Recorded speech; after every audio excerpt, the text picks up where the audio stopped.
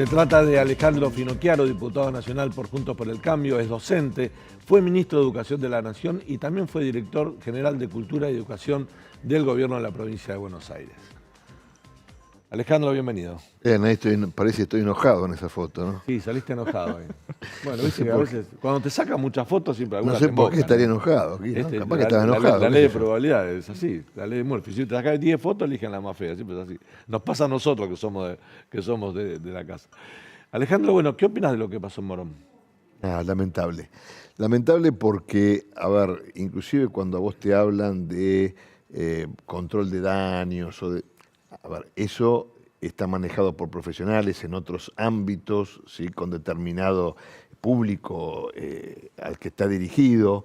Yo, mira, me hacía acordar cuando nosotros trabajábamos sobre la ESI, ¿no? Sobre la educación sexual integral, y nosotros teníamos cuadernillos que iban dirigidos a los docentes para el tratamiento del tema con los alumnos de distintas edades, distintos tratamientos, en el aula, pero esos cuadernillos no le llegaban al alumno, ¿sí? Sino al docente, que era quien tenía que plantear estrategias. Entonces, digo, vos no podés decir, che, está mal porque drogarse produce determinadas patologías, pero hacerlo de a poquito, empezar a ver cómo esto va haciendo efecto en tu cuerpo. Es básicamente lo que yo voy a hacer, es incitación al consumo, y ojo que tiene mucha coherencia con Lucasí, con el Frente de Todos. ¿Por qué? Porque este gobierno quiere a la gente pobre, la quiere enferma, ¿sí? La quiere dependiente. Cuando vos sos pobre dependés del Estado. Cuando vos sos ignorante, también dependés del Estado, dependés de la ayuda, porque no sabés, no podés ver cuál es el camino de salida. Y cuando estás enfermo, ¿no? Cuando sos dependiente de algo, también necesitas al Estado. Entonces, es la ideología perfecta, ¿sí? De los gobiernos autoritarios. Los gobiernos autocráticos. El sitio Chequeado publicó un artículo que dice que esos folletos fueron aprobados por una ordenanza del Consejo Deliberante votada por unanimidad, incluso por concejales de Juntos por el Cambio. Bueno, es que si eso es así está mal. Ahora, yo quiero mucho a la gente de Chequeado y qué sé yo. Ahora, ¿en qué contexto se votó eso? ¿No? Es decir, ¿se votó para qué? Porque a lo mejor se votó, yo no creo que en el Consejo Deliberante se haya votado un panfleto. Nadie votó un panfleto, en ningún organismo legislativo se votó un panfleto. Quizás se votó realizar una campaña. Un programa, claro. O un programa. Ahora, no se puede haber votado ese panfleto. Es como que vos me digas que en el momento en que, de nuevo, volviendo a la educación sexual integral, se votó en el Congreso, también votaron los cuadernillos con los que se trabajaban los docentes. Básicamente ahí está mal hecho. En primer lugar, no se avisa que la droga produce daño. Vos comprás una caja de cigarrillos, ¿sí? Vos comprás un atado de cigarrillos y dice, el fumar es perjudicial para la salud, ¿no es cierto? Porque es perjudicial para la salud. Después vos decidís qué haces.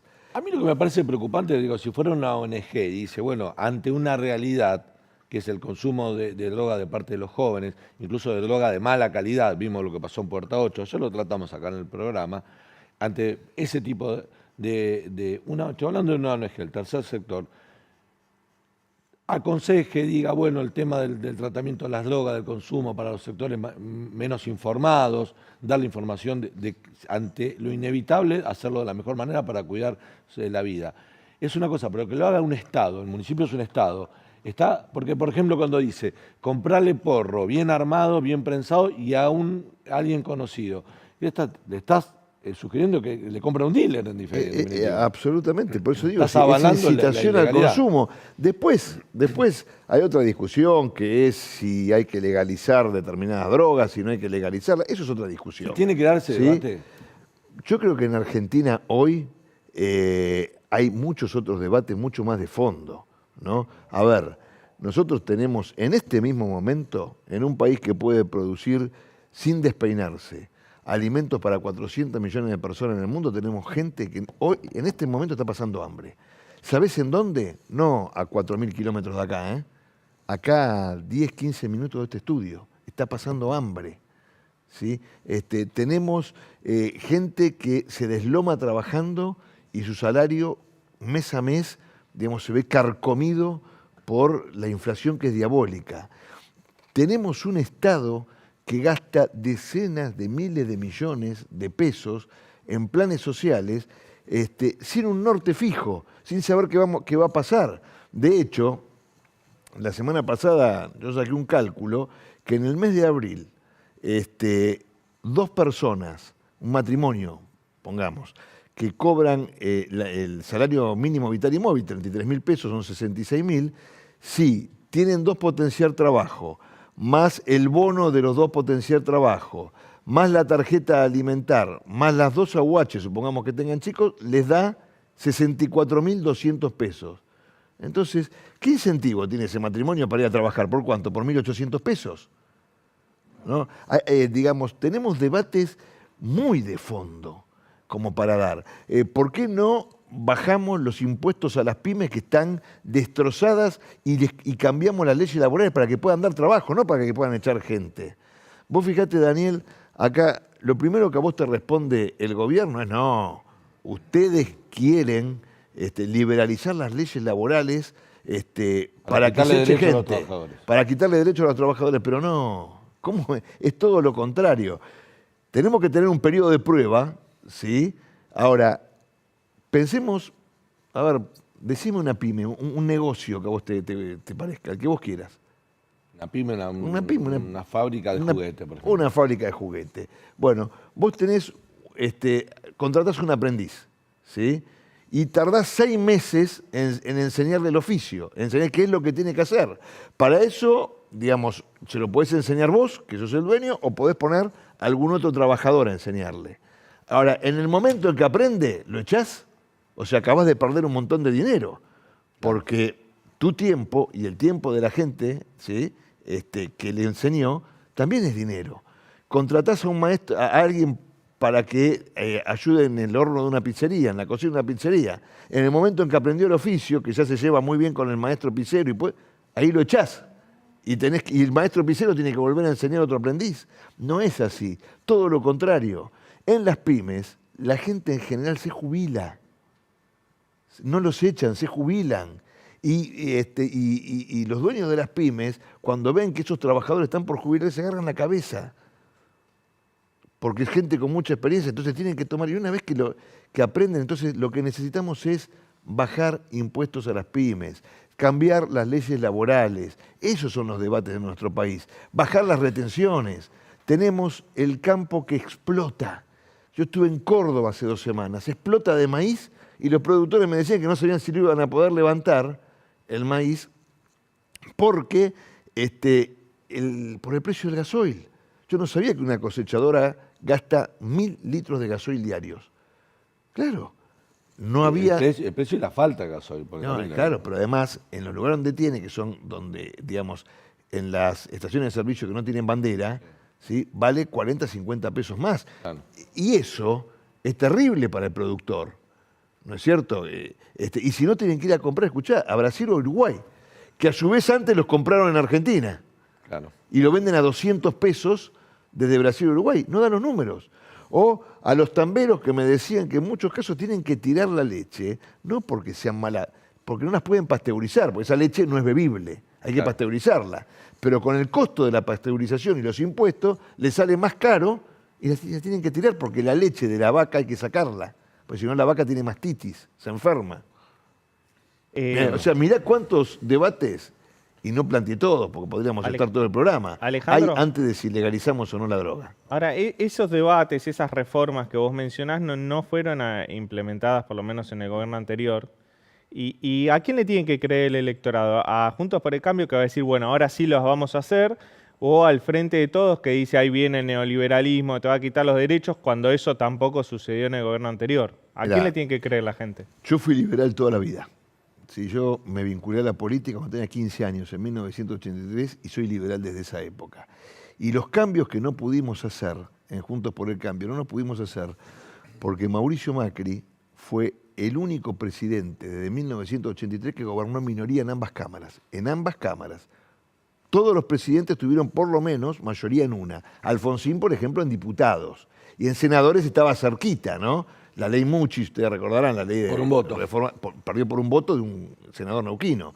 Nosotros estábamos lejos. Entonces, no sé si creer, pero lo que nos tiene que hacer la gente es elegir un modelo de país y votarlo para que pueda gobernar. A ellos ya se los dio al kirchnerismo, y este es el país del kirchnerismo. Entonces, lo que nosotros les pedimos humildemente es que el año que viene, cuando nos voten, nos den mayoría en la Cámara de Diputados y nos den mayoría en la Cámara de Senadores, porque entonces sí vamos a poder quitarles impuestos a las pymes, entonces sí vamos a poder tener leyes laborales que, protegiendo al trabajador, también protejan al empleador. Entonces sí vamos a poder hablar de una nueva ley de coparticipación. Entonces sí vamos a poder hablar de cómo arranca la Argentina de una vez por todas. Todos en Juntos por el Cambio entienden que esas son las premisas de un gobierno, un futuro, un hipotético gobierno de la coalición, o, como entiendo que vos señalás, el que entiende eso es Mauricio Macri. No, hay un consenso en que esas son las premisas. De hecho, son las premisas con las que fuimos a las elecciones en el 2021. ¿No? De hecho, por ejemplo, nosotros dijimos no vamos a votar ningún nuevo impuesto o el aumento de ningún impuesto. Y es una bandera absolutamente firme, no lo vamos a hacer.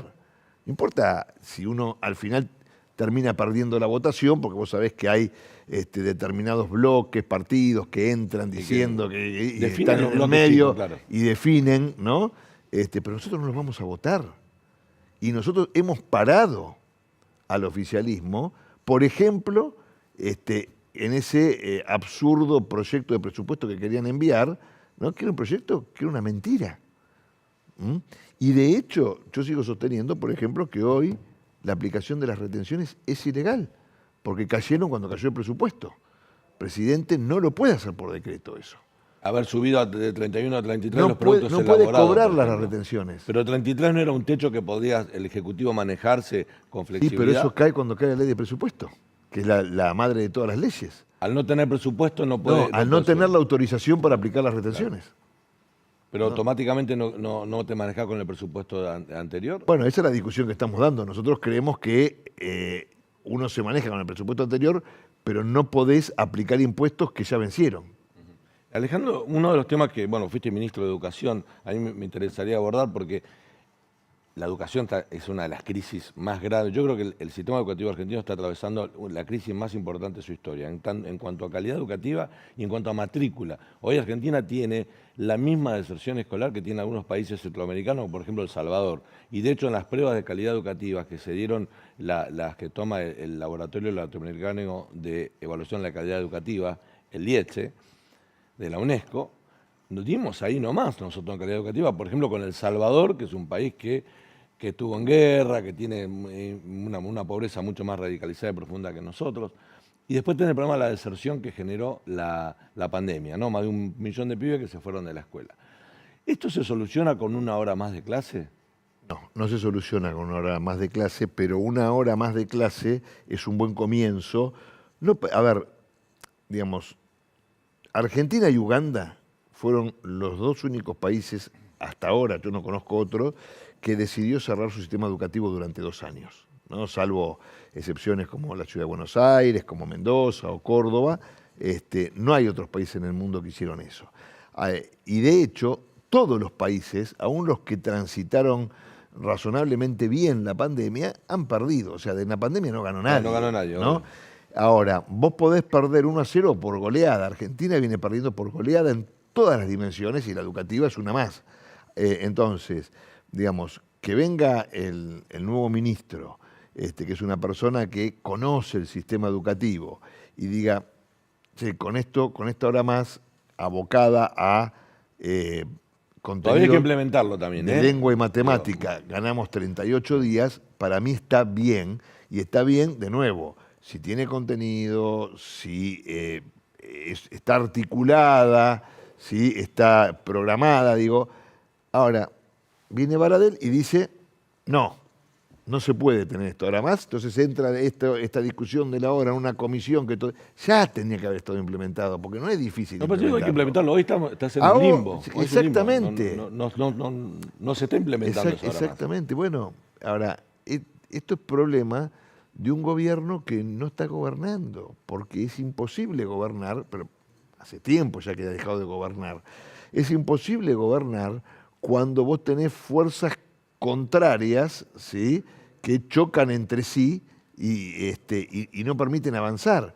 Digo, los ministerios, para que la gente lo entienda, han sido loteados verticalmente, ¿sí?, y horizontalmente. ¿Qué quiere decir con esto? Bueno, un ministerio se lo han dado a un sector del Frente de Todo, otro ministerio a otro. Que eso en política a veces pasa, el presidente hace equilibrio entre distintos sectores, ¿no? Pero lo peor es que ha sido también loteado hacia abajo. Es decir, vos ponés el ministro de un sector, el secretario de Estado de otro sector, el subsecretario de otro sector, de forma tal que no se hablan entre los ministros para poder coordinar tareas, en muchos casos. Pero tampoco el ministro habla hacia abajo. La prueba más terrible de esto que pasa es que el presidente de la República no puede echar a un subsecretario. Digamos, cuando yo asumí como ministro, el presidente Macri a sus ministros no les decía cómo armaban el equipo. Podía sugerir algún nombre ese presidente, ¿no?, finalmente.